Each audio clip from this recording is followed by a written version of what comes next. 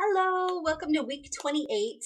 Technically, today I'm exactly 29 weeks, but um, this week was crazy. I have so much to update you guys on. Um, let's see, it was my birthday this week, and I had my glucose test, and all sorts of crazy stuff went on.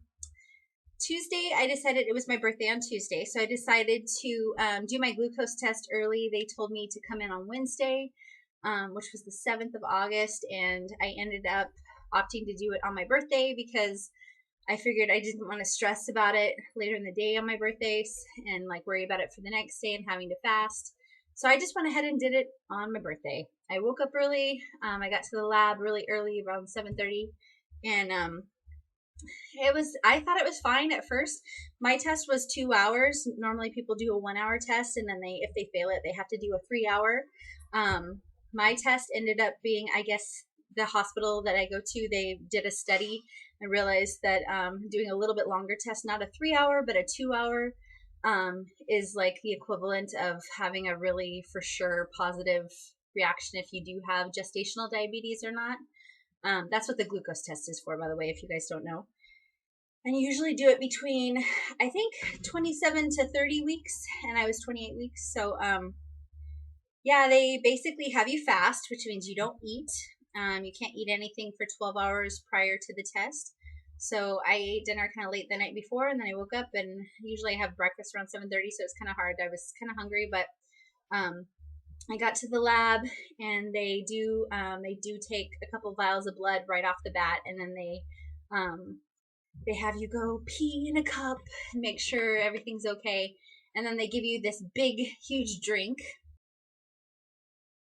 And it's like 10 ounces of, they only had one flavor. A lot of my friends are like, oh, get fruit punch or get lemon lime. And my hospital only had orange, which supposedly tastes like an Otter Pop melted popsicle, orange popsicle, or like I don't know, Fanta or something like that without the carbonation. So, and it's kind of bigger than I thought. Like usually people say they only had to drink about 2 ounces. Mine was 10 ounces, and they said I had 5 minutes to drink it. So I gulped it down. I didn't think it was that bad, but then the after effects took effect. So I ended up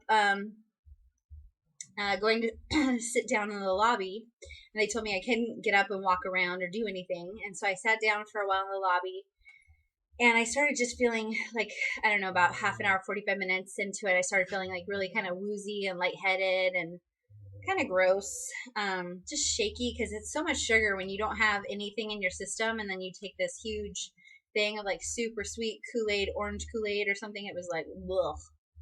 It didn't make me nauseous or anything. I just felt really lightheaded. So an hour passed, and they asked me how I was feeling, and I said I was kind of lightheaded. So they brought me back into this room, and back into this room, put me in a really nice leather reclining chair, gave me a really nice warm blanket that I guess they just got out of the dryer or something. It was so comfortable because it's kind of cold in the morning, and reclined me back and took my blood again and told me I could not fall asleep. And I was so tired, and I was like, are you serious? I can't fall asleep? And they said, no, sleeping burns calories. So you can't burn any calories. You can't even walk around and go anywhere except to go to the bathroom. And I'm like, ugh. So I had to sit there, and there's nothing to do. So I just like dinked around on my phone, playing like Facebook or whatever. And so I ended up sitting there one more hour. So it's 2 hour test. So they draw your blood 3 times. So at the very tail end, they drew my blood, and I said, so how does this work? If I have gestational diabetes, will I know today? They said, yes. If there's something wrong, they'll definitely call you right away. So if you get a call, you'll know that you have it. If they don't call you, that's good news. So, yeah, that's what happens. If you don't get a call, that's what happens. And then I asked her what kind of diet I have to eat if I do have it, and she's like, oh, it's not good. You can't have any sugar, like hardly any fruit. You just really have to watch everything, because if you do have it, it's really dangerous. Your baby could possibly get it, gestation or just diabetes in general after, like maybe when they're a little bit older. You could even end up having it after the pregnancy is over. Or your baby could have like obesity issues in life or something. And I'm already overweight, so that scared me. And grandpa has diabetes. He's insulin dependent. And then my dad just found out he has diabetes. My mom's borderline. So it just freaked me out all around. So I ended up leaving the hospital after I was done. Went to go get something to eat because I was starving. It was like 10:30, and they called me, and I was like, "Oh crap!" And I was like, "Oh no!" And they called me, and I was like, I just knew that I was gonna have it. So they said, "Oh, hi Heidi, this is your doctor's office, blah blah blah. Oh, we just want to let you know all your tests came back normal." And I'm like, "What? Why are you calling me then?" Because I was told I wasn't gonna get a call. And they're like, "Oh no, we always call regardless." And I'm like, "Oh, well, that would have been nice to know, so I didn't worry about it." But she said everything came back normal. My urinalysis was normal. I wasn't even close to having diabetes, or gestational diabetes, so that was awesome. I ended up having to work on my birthday. I had to go do this like national night out thing at my apartment community that I work for and help out with that. So I was there pretty late. So we didn't even end up doing anything for my birthday. It was kind of a bummer. But the next morning I had another doctor's appointment with my OB and just like a follow up. And she kind of just talked to me about my my test results and everything is perfect. And she said, everything was fine. I was going to have an ultrasound a couple hours later. And the only symptoms I've really been having the last couple of days is just like I'm still having swelling in my feet. I'm just having I don't know if I remember saying this the last couple videos, but I still have like tingling sometimes when I'm sleeping. If my arm is like up too high or something, I get tingling in my fingers. It falls asleep, and so I have to like dangle my arms out. I still have issues just sleeping. It's just getting harder to sleep. Getting up in the middle of the night. Same old, same old. I haven't had any blood pressure issues. So no preeclampsia scares anymore. Other than that, everything's been pretty easy. I'm just like really uncomfortable. Like just taking a deep breath all the time. Like the job that I work for right now is, they want you to rattle off like everything about, the apartments you work for and stuff. So you're on tour with somebody walking the property and like kind of like a real estate agent, and you're having to talk while you're walking, and then you have to walk upstairs and you have to talk while you're walking upstairs.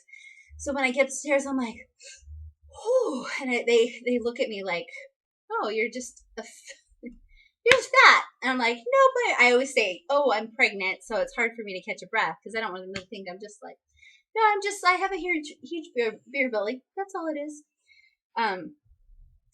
So anyway, I ended up having my ultrasound a couple hours my after. stepson was able to go. Jordan was able to come with us, and then Gerald showed up when that happened. And it was just kind of like when they do a second ultrasound like this, it's usually because either they think there's something wrong or they just couldn't get a good picture. And my reason was because they couldn't get a good picture at 19 weeks.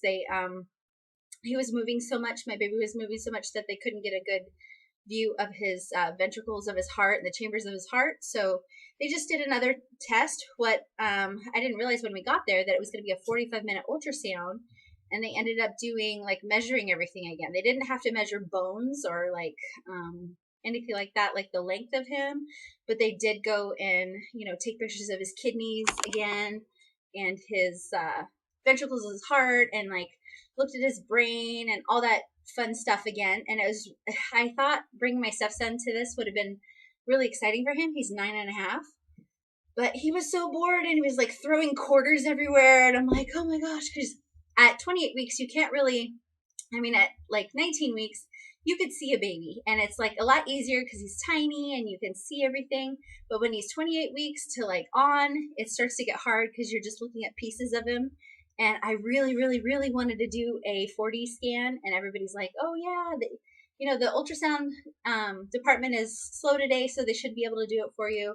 And I thought that's all it was. But then when I got in there, the ultrasound tech explained, he's like, "Oh yeah, it's just a flip of a switch. That's all you have to do. But the baby has to cooperate." So my little guy had like his arms up by his face, he had his foot by his head, and the stupid umbilical cord was like right in his face. So my tech was like, yeah, there's no way I'm going to give you a picture because I only take good pictures. I never give bad pictures. I'm not going to give you like one eye. So we're not going to do a 4D today. And I'm like, oh, I was so disappointed. But at the same time, I want to see his face. I don't want to see like an eyebrow or something like that. But it would have been cool anyway, just to kind of see the difference of like, because when you look at a regular ultrasound or sonogram, all you see is like, like, okay, the eye, you can kind of tell eye or whatever. I'll show a picture here. And he's so cute. His little profile is so cute. I can't wait to meet him. It's so exciting. Um, anyway, that went really, really well. I was really excited about that. And then on Thursday, we, my husband and I finally, and my stepson, we finally got to go do some fun stuff. So we went and picked berries and peaches and all sorts of stuff that's in season here in Oregon. So that was really neat to do.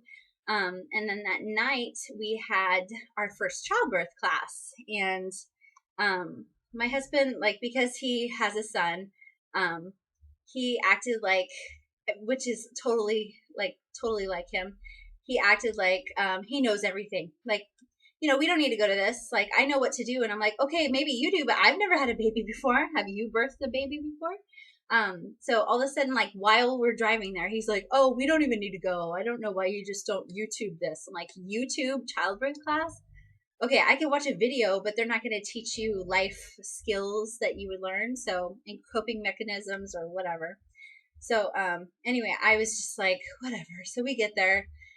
And our class is huge. We have 14 couples in our class, which means there's at least 14 babies, but one of the girls is pregnant with twins. So there's going to be 15 babies there. And it was a huge class. And it was just kind of like group therapy. And I kept laughing because I was like, my husband is like totally out of his element. It was like we all had to sit in a circle. I'd never been in something like that before, obviously. But you sit in a circle, and our instructor's from Holland, and she's a doula, and she's like, European, but she's lived here since the 80s, and she's telling us all about her life and her experience with childbirth and like being a doula and stuff like that. And it was just so cool. It was just like, at first I was like, I don't know if my husband's going to be able to deal with this because he's so like, I don't know. He talks to people all day long. So when it comes to like relaxing, that's not relaxing for him. And obviously it's not relaxing for me to give birth. So I'm like, you need to deal with this. So anyway, it ended up being really, really beneficial for both of us. I think he ended up at the end of the class. It was like it's a 2-hour class for 5 weeks. So it ended up being really cool, and just kind of walked us through like our fears, the beginning class, and like things that she's going to go over. And it's really neat because she is also a dog trainer. And so, and I have 3 dogs, 2 of them which live with us. So just introducing dog to baby or baby to dog is going to be a big deal. And I did talk with her about that and tell her my concerns and things. So it'll be really cool to kind of go over that with her later on. But anyway, it's just really exciting, and it's getting closer, and I'm just really, really excited to meet my little guy. So I have friends right now that are about to give birth, so or starting the process, getting closer. So a couple weeks for them versus a couple months for me. So anyway, I just want to give you guys a quick update. I'm so sorry I wasn't able to get to you earlier this week. I'm going to try to get going on getting my updates posted on Wednesdays, but it's just been really difficult this week because it was so crazy, and I had to take my dog to the vet this morning before work, and so crazy. So anyway, hope you guys have a great week, and I will talk to you soon. Bye.